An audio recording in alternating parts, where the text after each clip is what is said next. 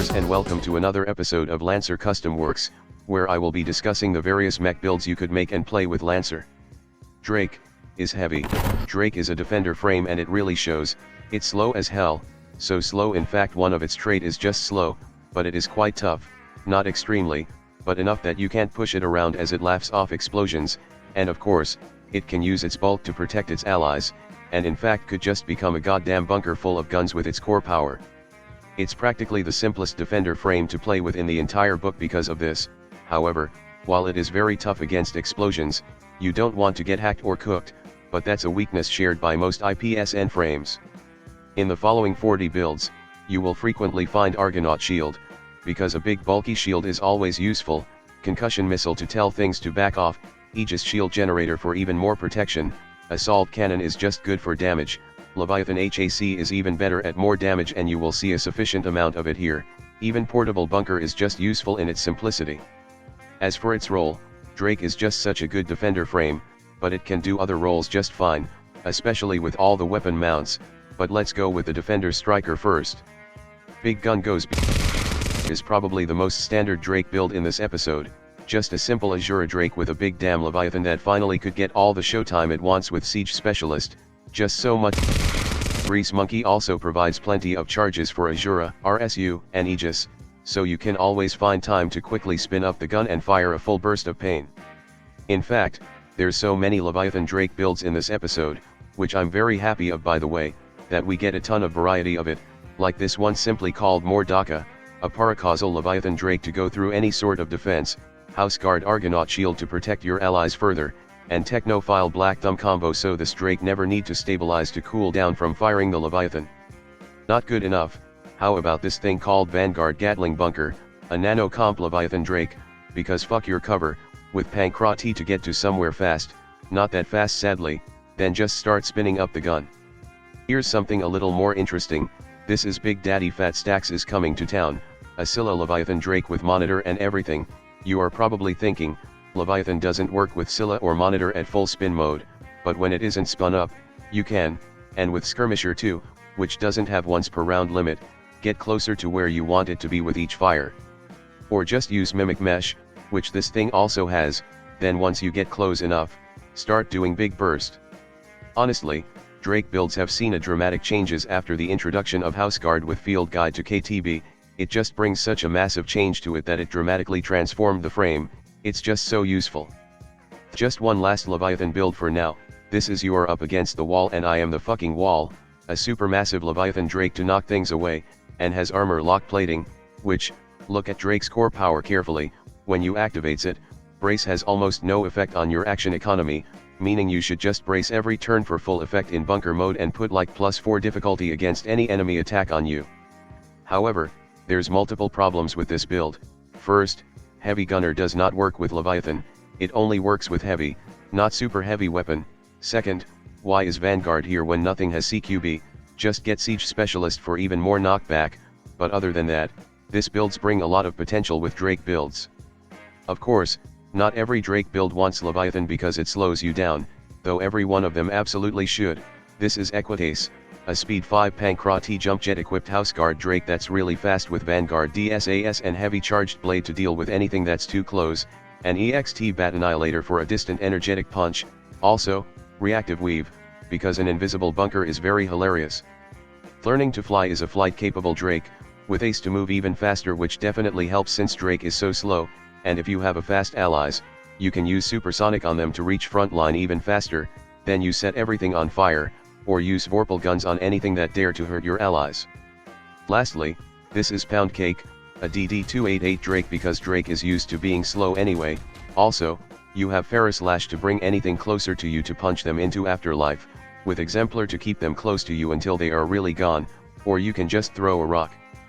And that's it for Defender Striker Drake, probably the simplest Drake builds to make and use because all you need to do is walk towards the front line and shoot anything dead that comes too close, easy to do with the heavy assault Leviathan. Now, let's get going with the Defender Controller. Northstar Special Forces Scout Mech is an invisible infiltrator Drake, because someone decided that Drake isn't scary enough. You also have flash charges, in case you think your enemies aren't blind enough to see you, and with walking armor, That OP Cal concussion missile is going to give someone something worse than a concussion. This is Blast Bouncer. It's honestly one of the more unique Drake build in this episode, because here's one thing about using hard light defense system, it's a good defensive system, but it immobilized you too, so what do? Fire the RPG at someone or something, make sure you are in the blast radius too, and use all the knockback from Stormbringer and walking armor to send you flying backward. Remember, knockback is involuntary movement, so you can totally apply it to yourself. It's very funny. You also have a prototype weapon in case you can't use the RPG, and you also have Heatfall, so that's gonna be a good source of extra action. God's Plan is a half White Witch Drake, because White Witch, as another defender, is full of wonderful systems useful to another, like Ferrofluid Lance that immobilizes enemies and force them to attack you, the Supermassive Retort Loop which gets more powerful the more you get hit and has all the knockback, Sympathetic Shield lets you take damage for others, and Pharaoh Spike Barrier is just more pain to the enemies, all goodies useful to Drake too. No Escape from Nathan Drake is a TTT Drake that usually solves more problem with dual assault cannons, which even without spinning them up, get very painful. This build also has 2 Horo-S system for controlling enemies and protecting your allies, with Meta Hook for more range, Dual Cable Winch also lets you pull people everywhere you go, allies or enemies, hostile especially can't leave unless you want them to be. Stormbreak is a House Guard Drake with a more defensive focus, thanks to Portable Bunker, Enclave Shield, Argonaut Shield, Stasis Barrier, and Stasis Bolt, though it still has the very useful Heavy Gunner HMG for all the immobilized, and Stormbringer Concussion Missile for a lot of knockback. Girl, is that a pie in your window is too fucking long, a flickering flying Drake with ace to move fast with Heavy Gunner Supermassive HMG and Dominion Breadth for a lot of pain. You can also fly around, throw in Bolt Nexus, then fly back to your allies to protect them while someone keeps getting shot at the distance.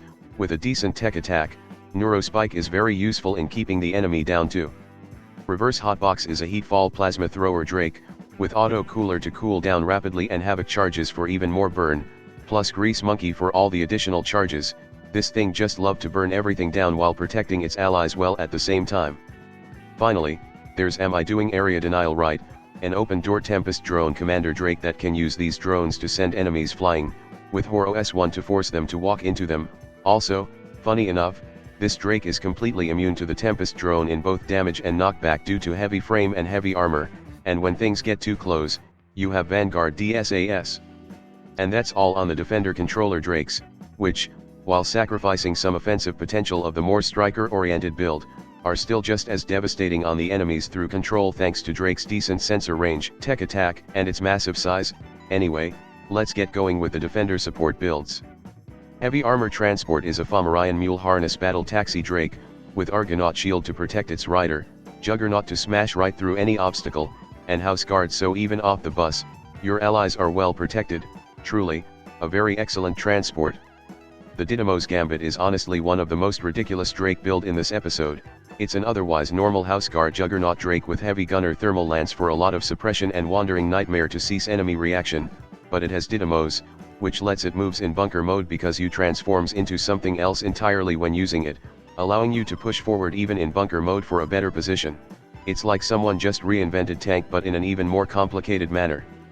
Absolutely Boring Company is another Leviathan Drake, now with Accelerate to send allies and itself forward.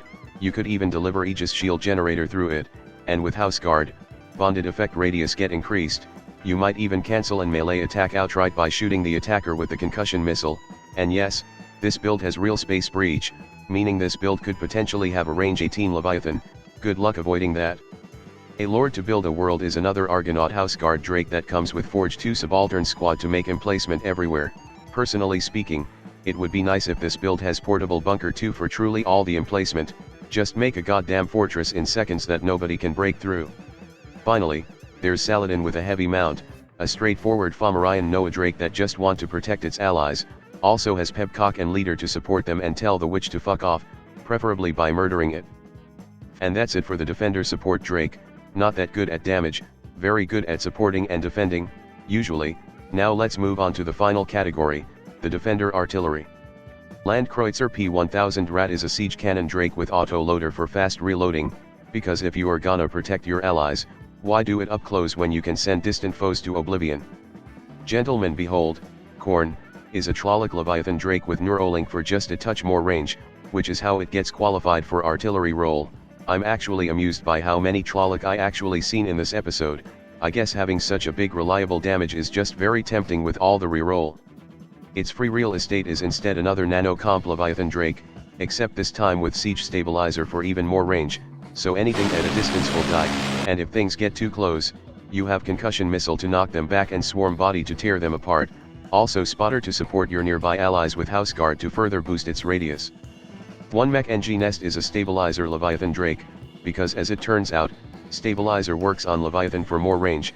It has ordnance now, but it's a super heavy anyway, you not gonna move much at its optimal range.